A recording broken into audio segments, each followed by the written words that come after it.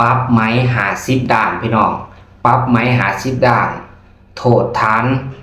ลักขึ้นราคาน้ำมันพี่น้องสวยใส่โอกาสที่คัดสนจำเป็นสวยใส่โอกาสที่บ้านเมืองเขายากหมากแพงพี่น้องมีหลายปั๊มบ่ต่ำกว่า4-5ปั๊มพี่น้องอยู่ในสปป.ลาวที่ลักขึ้นราคาน้ำมันหน่วยงานภาครัฐลงกวดกาพบเห็นผู้กระทำผิดบ่ต่ำกว่า3-4ปั๊มพี่น้อง5ปั๊มประมาณ5ปั๊มพี่น้องที่ขึ้นราคาปรับไหม50 ด้านพี่น้องพร้อมทั้งเฮ็ดบทบันทึกเนาะและก็ศึกษาอบรมพี่น้องตอนนี้กำลังเป็นกระแสเรื่องราคาน้ำมันอยู่ที่สปป.ลาวเด้อพี่น้องเด้อสบายดีพ่อแม่พี่น้องป้องไปเมื่อสุผู้สุคนพี่น้องฟังลาวและพี่น้องฟังไทย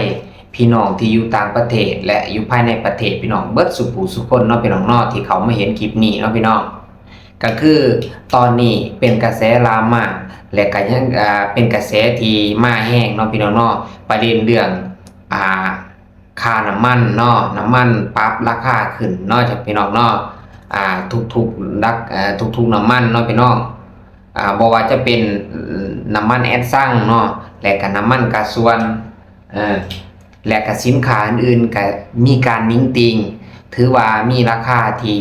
พุ่งทะลุหรือว่าสูงขึ้นเนื่องจากสถานการณ์ของโลกที่บ่มีความสงบเนาะพี่น้องเนาะก็บ่ขอเว้ายาวเนาะก็เข้าใจนำกันอยู่ว่าสถานการณ์โลกตอนนี้มันกำลังวุ่นวายเนาะพี่น้องเนาะบัดนี้ปัจจัยหลักของคนเฮาก็คือน้ำมันพี่น้องอาหารการอยู่การกินปัจจัย4นี่แหละพี่น้องการอยู่การกินอาศัยการไปการมานี่แหละพี่น้องการคมนาคมก็คือต้องใส่น้ำมันเนาะพี่น้องเนาะตอนนี้เจ้าหน้าที่อยู่สปป.ลาวโดยเฉพาะภาคอื่นบ่ฮู้เนาะแต่ว่าภาคใต้เนาะเจ้าหน้าที่รัฐไล่ลงกวดกาเนาะบ่ให้ขายราคาน้ำมันเกินเนาะตามที่กำหนดเนาะแล้วก็บ่ให้ใส่ตุกหรือว่าใส่ฟุยใส่แบบกักตุนไว้นะพี่น้องเอาฟุยมาบางไงกับตุกมาบางไงเพื่อสิมาใส่เอาเนาะพี่น้องเนาะบางคนก็มาจากต่างแข็งเนาะมาจำแข็งจำบัดซักเพื่อสิมาซื้อน้ำมันเอากระตุกเอาฟุยใส่รถใส่ร่างมาเพื่อสิมาเติมเขาบ่ขายให้พี่น้องเขาบ่ขายให้เพราะว่าคันขายไปแล้วเขาจะไปเกณฑ์ราคาเนาะไปจอกใส่ตุ๊กน้ำเนาะน้ำดื่มนะเจ้าน้ำดื่มเนาะพี่น้องเนาะน้ำดื่มตุ๊กบักใหญ่ซ้ำตุ๊กน้ำทิพย์นะน้ำดื่มน้ำทิพย์ตุ๊กใหญ่เนาะตุ๊กใหญ่แล้วก็ซ้ำตุ๊กว่าเสือนะพี่น้องเต็มหันบางบอนขายราคาเป็นแสนน้ำมันพี่น้องเพราะว่าหลายคนก็มีช่วยใส่โอกาสเนาะตอนที่ว่าน้ำมันแพงนี่แหละกะมันบอกน้ำมันบ่หลายเนาะพี่น้องเนาะถือว่าช่วยใส่โอกาสตอนนี้เอาไปขายเนาะเอาไปขายแล้วก็เกณฑ์ราคาขึ้นเนาะบางปั๊มก็ถือว่าเป็นเจ้าการถือว่าปฏิบัติตามระเบียบที่ทั้งภาครัฐได้แจ้งการเนาะคือข้าพเจ้าไปเติมน้ำมันอยู่แถวป่าสนามบินมือว่านนี่มือซื่นเนาะพี่น้องเนาะบัดนี้มีพี่น้องต่างแข้งมาเติมน้ำมันเนาะแต่ว่าเอาฟุยมาใส่พี่น้องและกระตุกบางไงมาใส่เต็มขั้นกระบะเนาะเต็มขั้นรถเนาะพี่น้องเนาะข้างหลังเนาะกระบะใส่กระบะเพื่อสิเอาไปกักตุนหรือว่าเอาไปขายต่อเฮาก็บ่ฮู้เนาะทางปั๊มเขาเจ้าก็บ่ขายให้เพราะว่าขนาดเฮาเติมโมดไซค์เนี่ยพี่น้องเติมทดรถจักรหั่นเพิ่นยังให้เติมตั้งแต่50,000 กีบพี่น้อง50,000 กีบแต่ว่าเติมหันบ่เกินหันเนาะรถใหญ่หันเติมได้ประมาณ300,000บ่เกินหันพี่น้องเขาขายให้ซำนั้นเนาะเพราะฉะนั้นแล้วหัน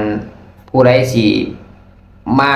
ซื้อเอาไปเพื่อไปเกณฑ์ราคาขายนะพี่น้องไปหายสิตุกสิยังขายก็แล้วแต่เนาะพี่น้องเนาะเพิ่นบ่ขายให้ได้พี่น้องเด้ออาจสิมีบางปั๊มไปปรับราคาขึ้น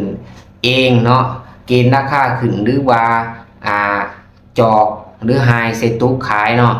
ถ้ากวดพบเห็นเพิ่นจะปรับไหมเนาะพี่น้องเนาะเพราะว่าเพิ่นมีหน่วยงานเฉพาะกิจเพิ่นลงกวดกาแต่ละปั๊มแต่ละหน่วยแต่ละบอนแต่ละทีเนาะพี่น้องเนาะบัดนี้ผู้ใดที่ว่าสวยใส่โอกาสเฮ็ดแบบนั้นเนาะเพิ่นก็ปรับไหมคือกรณีดังกล่าวเนาะคือข้าพเจ้าเว้าในเบื้องต้นนั้นว่า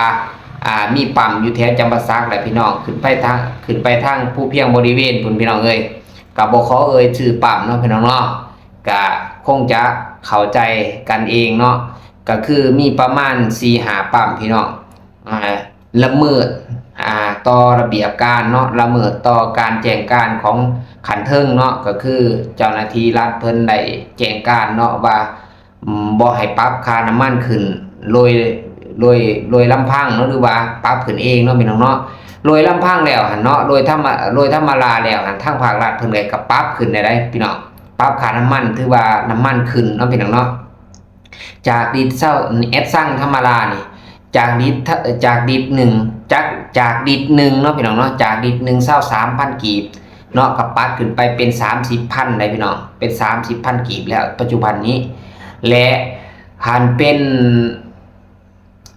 กาส่วนกับ30ปลายกว่าพันกีบพี่น้องบางบอล40,000 กีบต่อลิตรพี่น้องบางบอล40,000 กีบต่อลิตรหรือบางบอลก็อาจสิเกินหันเฮาก็บ่ฮู้เนาะพี่น้องเนาะแต่ว่าปรากฏเห็นในข่าวเนาะพี่น้องเนาะก็คือเพิ่นปรับไหม50ด้านเนาะพี่น้องเนาะต่อผู้กระทำผิดปั๊มที่เกณฑ์ค่าราคาน้ำมันขึ้นเกินเหตุเนาะพี่น้องเนาะเพิ่นปรับไหม50ล้านแล้วก็เฮ็ดบทบันทึกและก็ศึกษาอบรมต่อปั๊มดังกล่าวเนาะพี่น้องเนาะแล้วบางคนก็ตั้งข้อสงสัยเนาะตั้งคำถามว่าตามสังเกตหันน้ำมันเลยถือทรงเข่าสปปลาวนี่เป็นปกติเนาะหลายล็อตและก็ล็อตใหญ่เนาะพี่น้องเนาะตั้งแต่ทาง2 มิตรวังเตาเนาะเพิ่นก็เข้ามาบักหลายเนาะรถส่งน้ำมันนะพี่น้องหลายคนก็อาจสิเห็นผ่านหูผ่านตาสำหรับผู้ที่ว่าเดินทางเนาะไปในเส้นทางนั้นเนาะเพิ่นก็ไล่ให้ข้อมูลก็คือถ่ายรูปน้องว่าพี่น้องฟังลาวเนาะพี่น้องฟังลาวน้ำมันถือทรงลงไปเรื่อยบ่มีขาดเป็นหยังจะต้องว่าน้ำมันขาดแล้วก็ขึ้นราคาเป็นหยังคือจังต้องน้ำมันแพงเนาะพี่น้องเนาะก็คือท่านนายกของของไทยเนี่ยเนาะท่านอนุทินนะเนาะพี่น้องเนาะนายกอนุทินเนี่ยเพิ่นเว้าคือมื้อนั้นข้าพเจ้าเห็นข่าวเนาะเพิ่นเว้าว่าน้ำมันนั้นถือว่าเพียงพอในการใส่ในประเทศไทยเนาะแล้วก็ขาดบ่ได้ก็จำเป็นต้องได้ส่งเข้าลาวเนาะเพราะว่าลาวก็มีหุ้นส่วนทางธุรกิจทางเกินว่าทางเศรษฐกิจความกันเนาะพี่น้องเนาะเฮาก็ส่งไฟไปให้ถ้าประเทศไทยได้ใส่เนาะพี่น้องเนาะถือว่าไทยก็ได้ส่งน้ำมันมาให้เฮาเช่นกันเนาะพี่น้องเนาะถือว่าเพิ่งพาซึ่งกันและกันเนาะสิบ่แม่นบ่เฉพาะแต่น้ำมันเด้อพี่น้องเด้อมีทั้งอาหารการกินเครื่องอุปโภคบริโภคต่างๆเนาะพี่น้องเนาะแล้วเพิ่นก็ได้ทายแล้วก็บรรยายว่าพี่น้องฟังลาวคือว่าน้ำมันขาดทั้งที่น้ำมันได้ถูกส่งเข้าไปประเทศลาวเป็นปกติน้ำมันคือแพงน้ำมันคือขึ้นบางคนก็ตั้งคำถามเนาะพี่น้องเนาะก็บ่ฮู้คือกันพี่น้องก็มีการปรับขึ้นเด็กๆน้อยๆเนาะแต่ว่าสำหรับเด็กน้อยสำหรับเฮานี่ก็ถือว่าขึ้นหลายเติบมาได้พี่น้องแล้วซ้ำบ่พอเท่านั้นเนาะทางภาครัฐได้ปรับราคาน้ำมันขึ้นหรือว่ารัฐวิสาหกิจน้ำมันเสือไฟลาวหันปรับขึ้นแล้วเนาะยังบ่พอเท่านั้นบางคนยังได้ไปปรับราคาน้ำมันขึ้นกระโดดขันเลยพี่น้องเด้อซึ่ง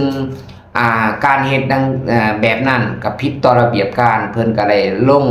เก็บกรรมข้อมูลแล้วก็ปรับไหมผู้กระทำผิดเป็นจำนวน50ด้านขึ้นเมื่อเนาะพี่น้องเนาะแล้วก็ทั้งเฮ็ดบทบันทึกแล้วก็ศึกษาอบรมพี่น้องมื้อนี้หันข้าพเจ้าสิมาขอบอกขอบใจเนาะพี่น้องฟังไทยเนาะที่มีน้ำอกน้ำใจเนาะที่ได้ส่งน้ำมันมาให้ประเทศลาวได้ใส่เนาะถือว่าคันว่าน้ำมัน